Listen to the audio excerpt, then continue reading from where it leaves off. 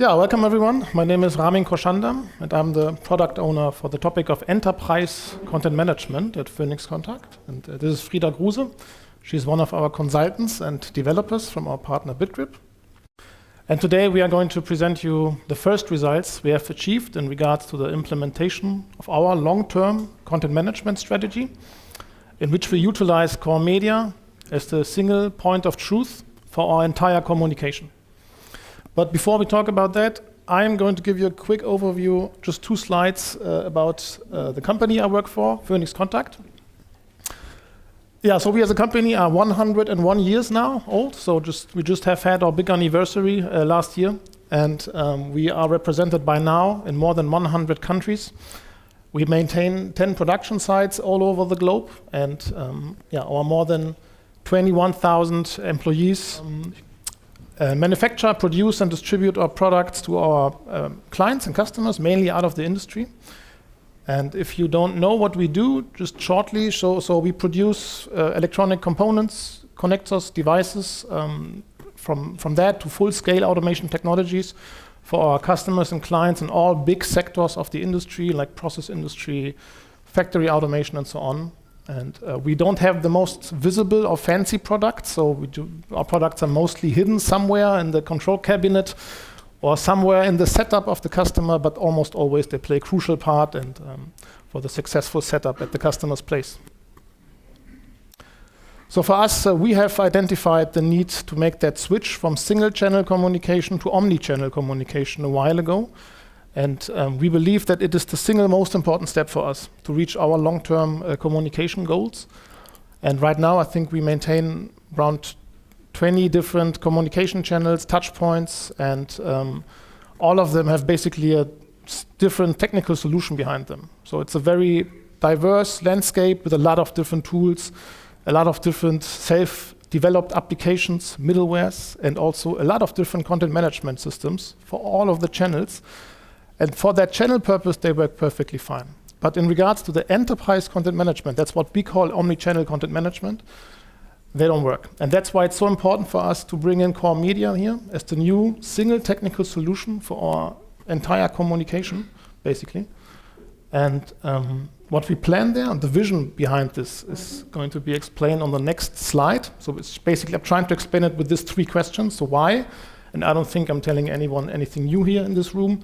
Target groups expect this from us. So they expect relevant, comprehensible, consistent, and therefore trustworthy content at all touch points at any time. And we also believe trustworthiness is also a buying decision. It's a major driver for buying products. So that's why it's not only a communication goal, but also a strategic goal for us to reach. What do we plan to do is to create, manage, and deliver content at the right time, in the right quality, with efficient processes and a future-oriented technical infrastructure. And how we want to achieve this is by bringing in CoreMedia as the new technical solution, our new enterprise content management system, to handle the global omni-channel content and to allow us channel-specific optimizations and distribution to the channels. And to make it a little bit more transparent, what we plan here, so if you would visualize that vision, you would get this big picture. CoreMedia at the center of our communication, handling, as I said, the global omni-channel content, centrally translating and optimizing the content, quality checking it before it gets optionally channel-specific optimized and then enriched also by other systems like CRM, PIM, and so on, whatever's necessary, and then distributed via the headless server, seeming to all different touchpoint front ends. So this is a very ambitious goal. I'm not sure how other customers feel, but this is for us a very ambitious goal, and this is nothing we plan to achieve within one project or one short period of time, but we have developed for this a long-term roadmap, which has just started. So just in 2024, we have reached our first big milestone, which was to bring in the company-wide digital asset management system into CoreMedia. And this is going to be today's focus, because this has been done, and we are going to talk about this in detail, what we have achieved there. Before we will continue this year with further groundwork we need to do in order for our enterprise content management concept to work in CoreMedia, we will have a minimal marketable product, which will work a little bit like a POC for us. And then we will continue from next year on to bring in more channels. The web channel is the most important one, and then the print channel after that, and after that we will continue with the other channels. Social media, email marketing, blogs, all the 20 ones we are having. In the end, they should all go into CoreMedia. And again, from the start, on the top right hand, it's very important for us because we don't know this yet, so omni-channel content management is new to us. We need to build up expertise here, technical expertise. Bitgrip is a big help for this, but also editorial expertise. So this is something that needs to be developed in the company, and this takes time. Right, so let's talk about the first step we have done. As I said, this is today's focus.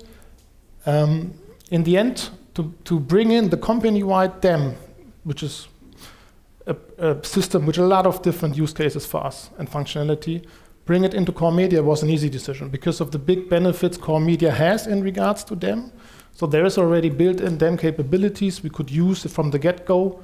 We don't have to develop all of it, it's all there. CoreMedia is already a system which is having a high focus on performance content management, or high performance content management and high content delivery, which is very important for our use case. And we will go and talk about this in a minute, why that is important. There are already workflows in the blueprint we can just reuse and adapt. It's highly scalable, it's highly customizable, so whenever we need it, the opportunity, the need to change something, we did it, and it worked seamlessly. And also image transformation logic, which is important for our use case, was already part of the product. Brilliant. And the last point is also important for us. CoreMedia, as I said, is already planned at the core of our infrastructure anyway. So bringing the company-wide DAM into this is a win-win from an operational point of view, from a strategic point of view. And that's why we did this. And what we did exactly there, Frieda is going to show you now the challenges, the requirements, the use cases. Yeah. Thank you. Okay. So first of all, I want to briefly talk about how we actually store the assets in the new DAM system built in CoreMedia and what Phoenix-Contact assets actually look like.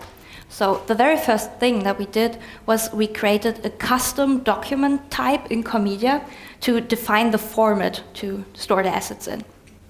And what you can see here is part of the studio form in CoreMedia for such an asset, and it contains, as you can see, an image, because Phoenix-Contact's assets always contain images, so there's no videos or anything else, we're talking about images.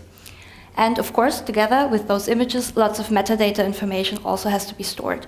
So, for example, there's lots of different tags and keywords that can be added, but also other things, for example, copyright information or a validity period and much, much more. So, by extending the document model like that, we basically laid the groundwork for the DAM system. Assets can now be stored, and from that, we moved on to the first big challenge that we faced, and that was how can we effectively migrate the existing more than 170,000 assets at this point from the old DAM system to our newly built DAM system. And at this point, it's important for you to know that for this project, we are using the CoreMedia Content Cloud service. So the CoreMedia installation is not self-hosted, it is managed by CoreMedia in a cloud environment. And this gives us the opportunity to use certain cloud-only services provided by CoreMedia, for example, the ingest service. The ingest service is a REST service that allows you to perform operations on the content in CoreMedia. So, for example, creating documents, but also updating, reading, deleting, approving, publishing, withdrawing, everything. And this service is ultimately what we used to create all of the assets in the new DAM system. But its API is relatively generic, so we decided to build a middleware for the communication with the ingest service, which we call the Asset API.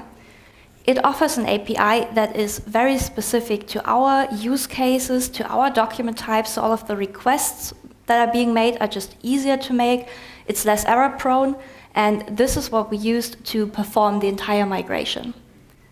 The migration itself was controlled by another system. It's called the Asset Ordering System. It's developed and maintained by developers over at Phoenix-Contact, and they basically controlled the entire migration themselves. It ran for about a month, and it completed without any major issues. So at this point, all of the assets are in the new DAM system, and they're basically ready to be used. So let's talk a bit about that. At this point in time, there were already more than 20 client systems with over 1 million references to those images in the old DAM system, and those references now had to be switched out to point to the assets in the new system. And to make that as easy as possible for them, we decided to go with the headless approach for delivering the assets, for making them available for use. And this means we use the CoreMedia headless server. The headless server offers APIs in the formats of GraphQL and REST, which are very generic and usage agnostic. So that means all of the client systems, basically any number of client systems, any type of client systems, can easily access the assets through those APIs. They really just need the API documentation and maybe some access tokens, and they're good to go. They have access. One of the formats I just mentioned, GraphQL, is a query language, which allows the client to request exactly the information, the data that it needs, and nothing more. So no overfetching, no underfetching. It's very effective. And that is what we use to make all of the metadata information available. So yeah, in addition to that, it also helps us to offer a search functionality. And of course, the images have to be accessed, and that happens through a typical REST controller. I want to go a bit more into detail here. So there were two main requirements, two challenges for that. And the first one is that Phoenix Contact needs static references, always pointing to the newest version of an asset. And in addition to that, the assets have to be available in many, many different formats, and those formats have to be highly adaptable, flexible. What you can see here is an asset requested from the CoreMedia headless server in the standard way. So the image reference, the URL, contains a hash value, which is highlighted in yellow over there. And this hash value is always associated with a specific version of an asset. So if the asset changes, there will be a new hash value. And the client systems can't always dynamically fetch this newest hash and then construct this URL on the fly. So what we did was we extended the headless server with another controller to now also provide stable URLs. As you can see, no hash value anymore. And of course, what you're already also seeing is that this image has been cropped to a 1:1 format, and it has also been scaled to a width of 500 pixels. And these kinds of image transformations are CoreMedia standard functionality, which we are reusing here. But in addition to that, Phoenix Contact also wanted to be able to simply scale the images, but keep the same aspect ratio as before. And that's what you can see here. We added this feature of full formats, basically. Those are, of course, just examples of available formats. They are, in fact, very easily adaptable. What you can see here are two studio forms in CoreMedia, where all of the settings are defined. They can be easily edited. And with a publish, they immediately go into effect. But, of course, when images in those formats are requested, the original image has to be transformed. And as you might already know, transformation of images are very costly operations. And they are usually executed directly within the headless server, which puts a lot of load on it. Just to give you some numbers, currently on a weekday, we have like 5 to 6 million requests for transformed images to the headless server in production. There are peak times where during an hour there's up to 1 million requests, so lots of traffic. This was a performance concern. So what we did to solve this was we use a cloud-based service provided by CoreMedia, the Image Transformation Service, or short IMTS. It can be easily activated within the headless server by using a plugin, and then whenever a transformed image is requested, this request is basically forwarded to the IMTS, which does the actual transformation. So the load is shifted, the performance of the headless server is greatly improved, especially for parallel requests. And that's also one of the reasons that lets us keep the caching times for the images relatively short. So through our stable URLs, there's really always a very new version of the asset available. So That's obviously the one major use case for a DAM system, using the images. But there's actually another one I want to talk about. That's called asset ordering at Phoenix Contact. This is a process that happens when somebody within the company wants to use an asset for something and it just doesn't exist yet. So it has to be created.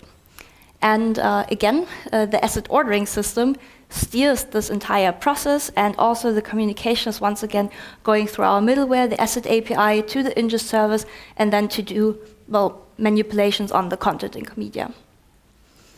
So this is basically a three-step process. The asset is created in CoreMedia with its metadata. Once the image is also created, this existing asset is updated, and therefore a new version is created, and this version is approved. Somebody checks the quality, it gets published in CoreMedia and is available for use. This entire process only works, though, if the asset ordering system knows when the previous step has been completed. So to solve this, we're using another cloud-only service, the EventHub service. What it does is it listens to all of the content events happening in CoreMedia. So content events are things like content is created, a version is published, and when such an event happens, the event information is sent to the asset ordering system, which has an endpoint to receive this event information. That's called a webhook. So very effective communication. It doesn't have to request the event information, it gets notified. The EventHub service is relatively generic as well, so we inserted another middleware here. Our EventHub dispatcher also works with webhooks. It just does some additional filtering and processing of the events and basically forwards them to the AOS. And yeah, that's the asset ordering process, and that's probably also enough technical details for now. So you might already be wondering what this actually looks like for the end user, so that's what Ramin will now show you. Yeah, thank you, Frieda. Yeah, we thought maybe, because that was very theoretical, to give you an idea how it looks like for the content manager is also a good idea. So let's have a look if we can make it a little bit more transparent for you.